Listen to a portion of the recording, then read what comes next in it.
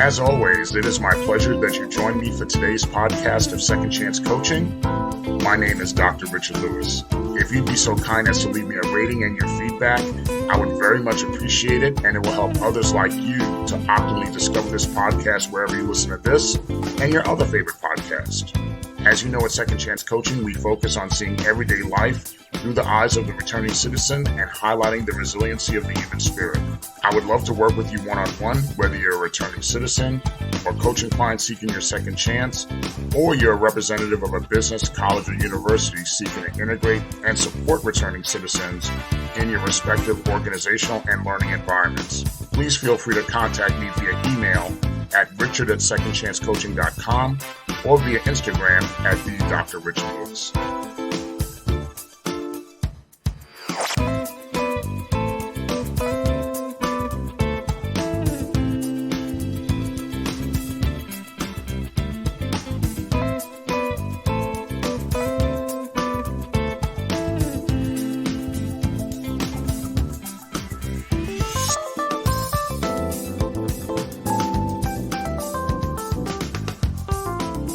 Welcome again to another edition of Second Chance Coaching. As always, it is my pleasure to join you on another week of your reentry journey from whichever corner of the world you're listening from. You know, we always remain excited and humbled that you've decided to spend part of your week with us. We are truly, truly excited. Thank you so much. You know, this week, I wanted to speak with you about experiencing burnout along the reentry journey. Burnout is a common term we use and often hear, but let's break down exactly what the definition is. According to goodhousekeeping.com, burnout is a state of emotional, physical, and mental exhaustion caused by excessive and prolonged stress, coupled with inadequate resources to cope. That's a lot. A lot of times, we might voluntarily push ourselves to burnout without knowing it by taking on more projects for a temporary point in time, or we might go through a workout or fitness challenge, and certainly not with the intent of burning ourselves out, but we could find ourselves at the point of burnout. Along the reentry journey, we could also involuntarily push ourselves to burnout. We may work extra shifts at a job. We're trying to ensure that we're meeting the requirements with our probation or parole officer. We want to support family. We're making sure that the kids have gifts for birthdays and holidays. And I've even heard of, and certainly I've gone through it myself, you burn yourself out just to have money available for a night out of takeout food with the family. Sometimes just that little thing you say, oh no, I got to get that because takeout food is not cheap, And oh, yes, one more thing. We can involuntarily burn ourselves out by really trying to keep up appearances with friends and family. When they talk about you try to keep up with the Joneses. But before we talk about stories of burnout and some possible solutions to burnout, let's identify, according to Zapier.com, 10 typical signs that you are experiencing burnout, that we could be experiencing burnout. Number one is fatigue. You feel physically or emotionally exhausted and you just stop exercising. Number two could be insomnia. You have trouble falling asleep or staying asleep and you constantly dream about work or different other distractions. Number three could be addiction.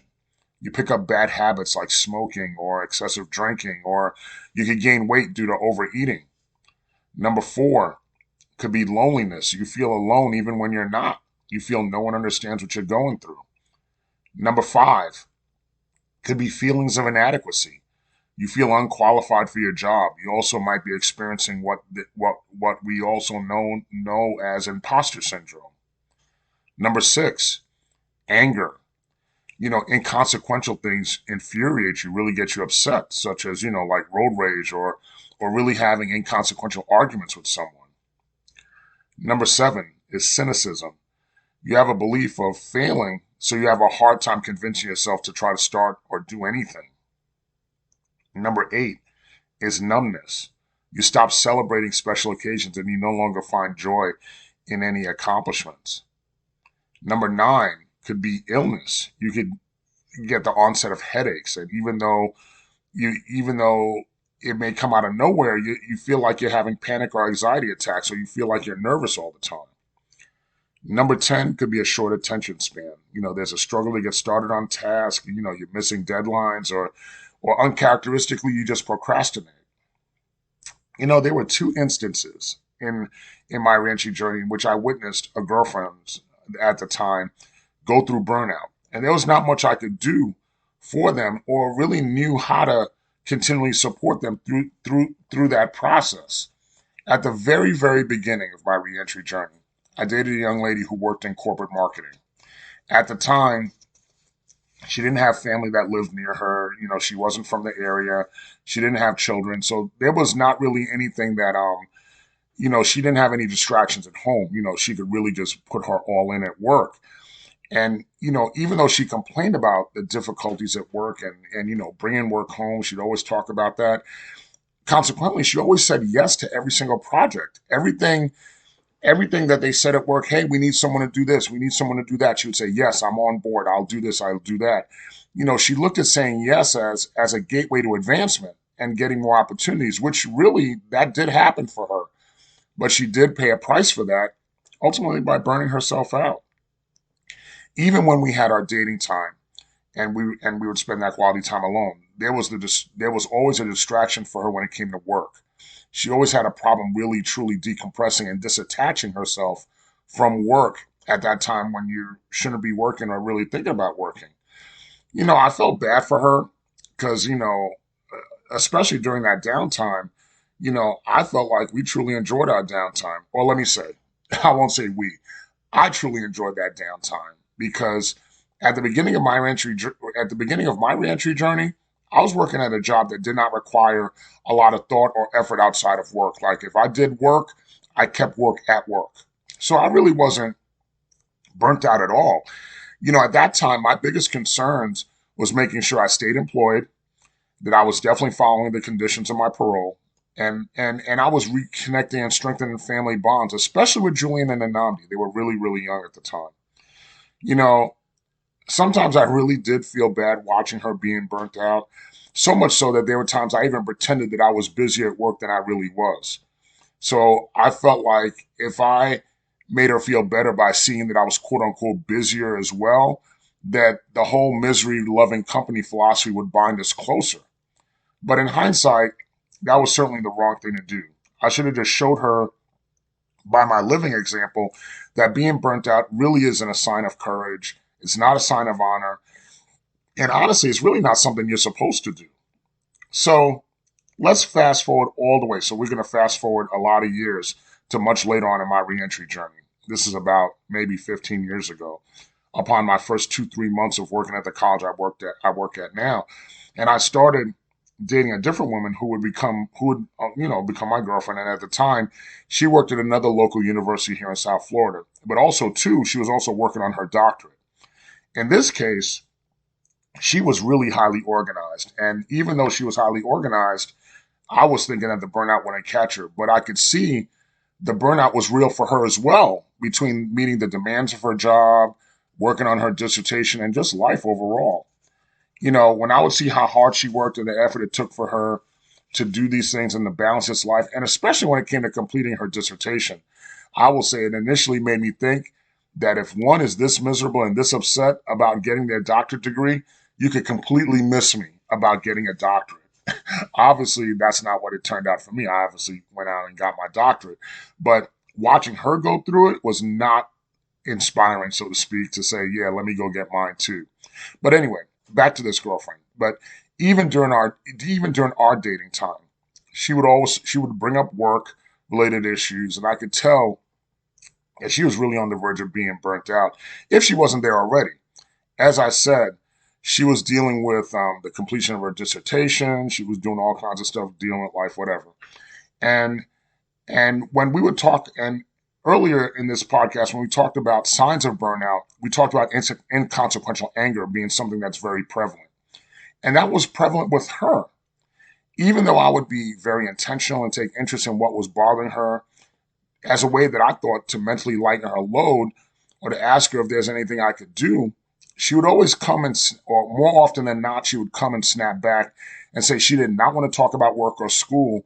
And I needed to find something else to talk about. I needed to talk to her about something else other than work or school. I didn't have a problem with that. But 9.9 times out of 10, those subjects about work and school and me having those conversations with her were subjects that she started out. She started out by talking about work and school. So I was, mirroring and playing off what it is that she was saying. But then it was my fault that she got frustrated about talking about work and school.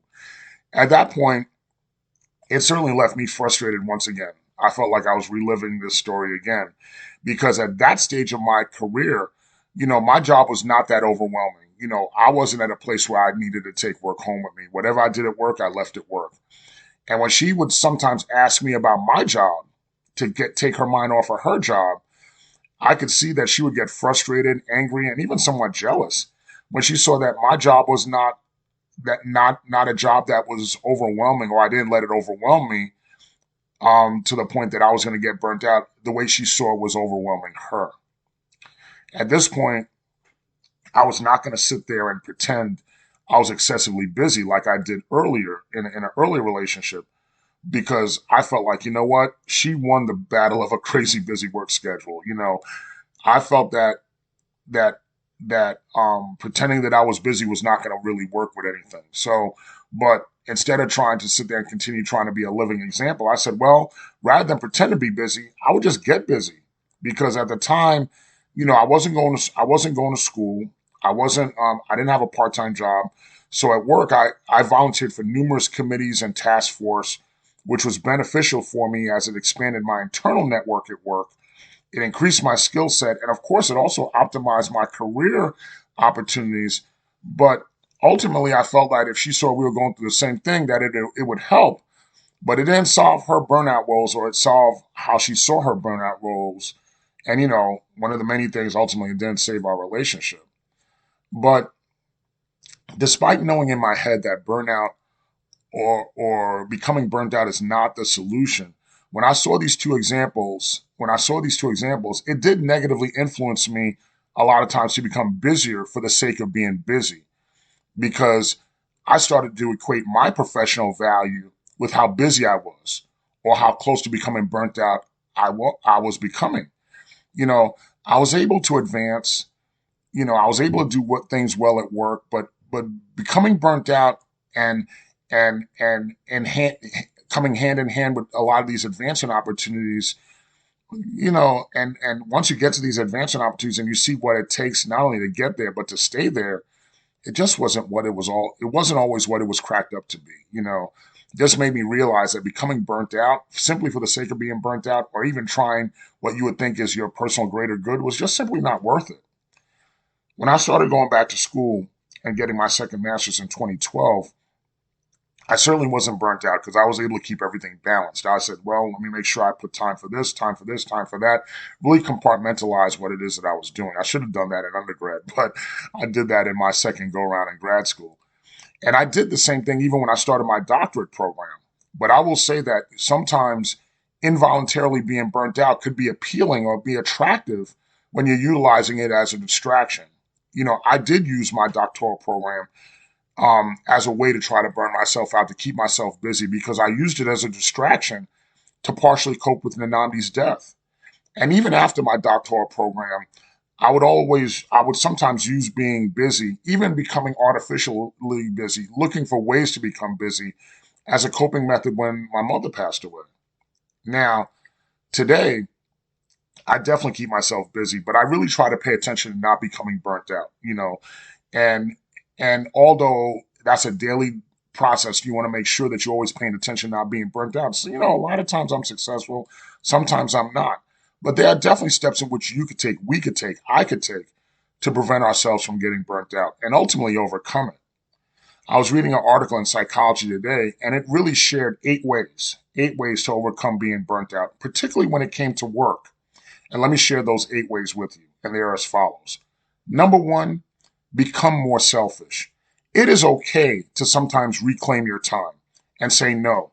You don't have to say yes to every project or to every work request. Number two, compare your regular task with your job description. Is what you are doing related to your job description, the job you're actually being paid to do? Now, it doesn't say that you have to rebel and say, that's not in my job description. No, it just says, are you busy? Are you utilizing your busy tasks to get to the objectives that you need to meet? Is what you're doing really related to your job? Number three, establish new workplace relationships. And I say that by surrounding yourself with coworkers and colleagues who are looking to make positive strides in their work lives, who are looking to not be burnt out. So you could build a circle or a community in which you're supporting each other. Number four, go off the grid. When you start to feel emotionally, mentally, and physically drained, that's a good time to take some time off and recharge your batteries. I always am one, including when it comes to the cell phone. I use the airplane mode all the time because I could still listen to my music and do what I want and know that I won't be interrupted. Definitely, it's okay to go off the grid.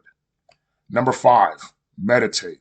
Pray and meditate. There's a worthwhile activity, even if you just do it for just 5 to 10 minutes per day. It is worth it. I could tell you to do it and you could see the results rather than tell you about it. Number six, do something meaningful and interesting. Identify the most fulfilling elements of your job and try to dedicate more time to doing those tasks. In addition, make sure that you give ample time to your passion projects. Give that ample time to those passion projects every day or even once a week, however much time you give it ample time because you'll see it'll make the difference. Number seven, keep your to-do list minimal.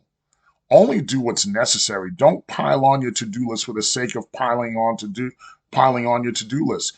Don't give yourself endless things to do. Don't make yourself artificially busy. And number eight, change your scenery, shock your system, change things up. Maybe it's in your routine. Maybe it's in the decor in your office. Listen to a new music station while you're working. Do something to change the scenery, change the dynamic. Remember, that burnout is nasty. It could really sneak up on you when you least suspect it. So stay aware. All of us are busy. All of us are juggling so many different things. So stay aware that burnout doesn't catch up to you, that it doesn't sneak up on you. Make sure you're continuing to exercise the self-care. And once again, don't do what I did. Don't be busy for the sake of being busy. Stop thinking you have something to prove to others because no, you don't. You really don't. Once again, I want to thank all of you for sharing your time with me. Thank you for continuing to spread Second Chance Coaching to your friends and your family and your loved ones. I truly hope we're doing something that is positively touching your lives. And let me say thank you once again, because you are indeed positively impacting my life. Thank you, thank you, thank you. Thank you again for joining us, and I look forward to spending some time with you again next week.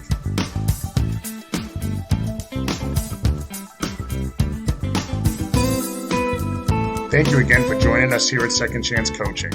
In addition to coaching services for individuals and businesses, I'm also available for speaking engagements and workshops on criminal justice reentry, human resources, as well as organizational culture and leadership. Feel free to email me at richard@secondchancecoaching.com, as well as connect with me on Instagram at @DrRichardLewis. Remember, every day you are given this opportunity for your second chance, and I know you'll make the best of it. I love you all, and I look forward to connecting with you next time here at Second Chance Coaching.